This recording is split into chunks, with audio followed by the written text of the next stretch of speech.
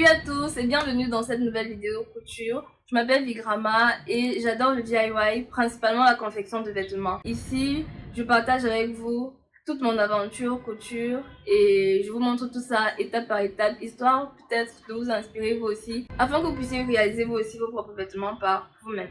Dans ma dernière vidéo, je réalisais un pantalon palasso qui allait en matching set ou en 2 pièces avec ce magnifique top que je porte actuellement, et donc suite à quelques demandes, j'ai décidé de vous montrer comment le réaliser étape par étape. Vous pouvez facilement le mettre en saison sèche. C'est un top ultra simple que vous pouvez réaliser à partir de chutes de tissu, de coupons de tissu. En fait, vous n'avez pas besoin de beaucoup pour le réaliser, et c'est c'est ce qui m'a le plus plu dans la réalisation de ce projet, c'est que vous n'avez vraiment pas besoin d'une tonne de tissu pour le faire, et ici est bien aussi avec les matériels, les tissus légers. Avant de continuer, si vous n'êtes pas encore abonné, n'hésitez pas à le faire, abonnez-vous et activez la cloche de notification pour rester informé de toutes les vidéos que je poste et être là en temps réel. Également, laissez-moi vos commentaires en bas s'il vous plaît, pour que je puisse savoir ce que vous pensez et voilà, que je puisse m'améliorer vu que je suis encore une débutante. Donc là, je partage juste avec vous mon expérience, mais je ne suis pas une professionnelle. Donc du coup, dites-moi ce que vous pensez, dites-moi ce que vous pensez que je peux améliorer, ou alors dites-moi si vous simplement vous appréciez, voilà, dites-moi juste ce que vous pensez, et voilà. Également, likez la vidéo et partagez-la avec vos amis si vous la trouvez intéressante. Pour mieux interagir avec vous, dernièrement, j'ai rendu mon compte Instagram actif. Donc de ce côté-là, je partage un peu avec vous mon quotidien et mes futures réalisations. Donc pour ceux qui veulent plus d'interaction, vous pouvez venir de ce côté-là, me poser vos questions ou me donner vos idées, ou juste partager le quotidien et avoir un peu de fun. Voilà, donc n'hésitez pas à me suivre également sur ma page Instagram pour rester connecté en temps réel. L'avantage avec ce projet, c'est qu'il ne nécessite pas beaucoup de tissu, donc vous pouvez juste vous servir d'un reste de tissu. Moi d'ailleurs, c'est ce que j'ai fait, mais c'est aussi un excellent projet de upcycling, donc vous pouvez utiliser également un vêtement que vous ne portez pas souvent ou auquel vous voulez donner une seconde vie. Donc moi je suis partie sur un tissu un peu satiné comme celui-ci. Vous pouvez juste choisir un tissu un peu léger et ça fera l'affaire. Pour les mesures, vous allez prendre la distance entre vos tétons, votre tour de poitrine, ainsi que la longueur totale du top. Vous allez commencer par un petit calcul, donc la distance entre vos tétons, vous allez la multiplier par 3 et reporter le résultat sur votre tissu.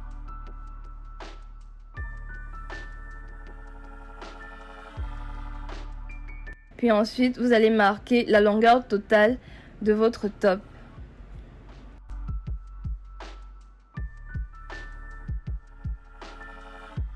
Après avoir bien marqué votre rectangle, vous allez le découper et refaire la même chose sur un nouveau tissu, donc en faire un deuxième. Donc là j'ai fini de couper mon deuxième rectangle et j'en ai profité également pour découper ma bretelle. Il m'a fallu 2 tissus, donc je vais les rassembler pour en former une seule bretelle. J'ai repassé mon tissu puisque le corps humain n'est pas droit, donc je vais retirer 5 cm pour le haut de mon top. Puis je vais le plier en 2 et le couper.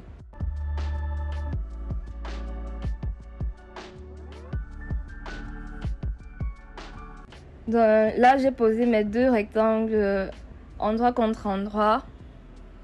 Et maintenant je vais coudre à 1 cm du bord tout au long de ma pièce.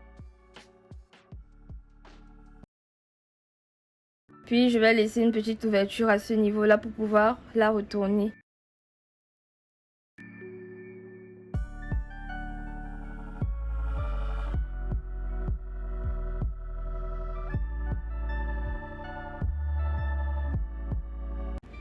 Donc ça y est, j'ai cousu à 1 cm du bord et maintenant je vais venir retourner ma pièce. Je vais passer un petit coup de fer pour bien plaquer tout ça. Puis je vais venir créer les colonnes par lesquelles ma bretelle passera. Donc je vais descendre de 4 cm comme ça pour venir ensuite faire un trait droit. Et donc ma colonne aura 1,5 cm de large. Puis je vais descendre et faire pareil avec la deuxième colonne du bas. Donc voilà, j'ai fini de tracer ma colonne du haut et également ma colonne du bas. Donc je constate que la colonne du bas est un peu plus grande, donc je vais la réduire lors de la couture. Puis ensuite je vais venir à ce niveau là et je vais fermer.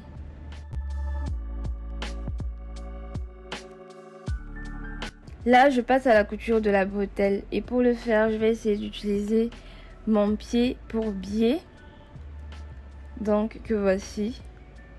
Mais avant de le faire, je vais d'abord commencer par rassembler mes deux pièces à ce niveau là.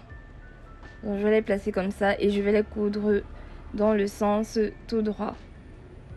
Donc voilà, j'ai bien cousu. Le fil ne matche pas très bien, mais c'est pas grave, je fais avec ce que j'ai. Et maintenant je vais essayer de donner la forme définitive de ma bretelle. Je vais la plier de cette façon, comme ça, et ensuite je vais épingler tout au long. Puis je vais ensuite prendre mon pied pour biais et je le règle à la largeur de ma bretelle. Puis ensuite je prends ma bretelle comme ceci et je vais l'introduire à l'intérieur de l'espace, donc de l'ouverture. Voilà, une fois que c'est fait comme ça, je vais maintenant fixer le pied à la machine. J'ai laissé un petit bout dépassé pour pouvoir tirer facilement dessus lors de la couture. Donc voilà, j'ai fini de coudre ma bretelle. C'était plutôt simple et j'ai bien aimé l'utilisation de ce pied là. Ensuite je vais venir ouvrir au niveau des colonnes, donc à ce niveau là et en bas également, et je vais me servir de mon découvite pour le faire.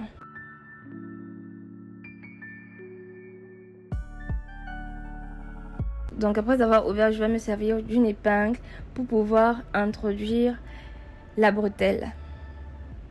Donc je viens juste la fixer à ma bretelle et je vais la faire entrer par mes colonnes.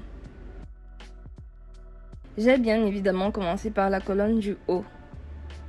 Donc j'ai commencé par la colonne du haut. Une fois que j'ai terminé de l'introduire, je vais maintenant croiser de part et d'autre les côtés de ma bretelle dans le bas, en fait dans celle du bas. Donc je sors avec la première de ce côté là et la deuxième également. Donc je les ai fait entrer toutes les deux dans la même colonne, donc celle du bas. Vous pouvez juste faire les petits ajustements pour la taille de vos épaules et c'est terminé.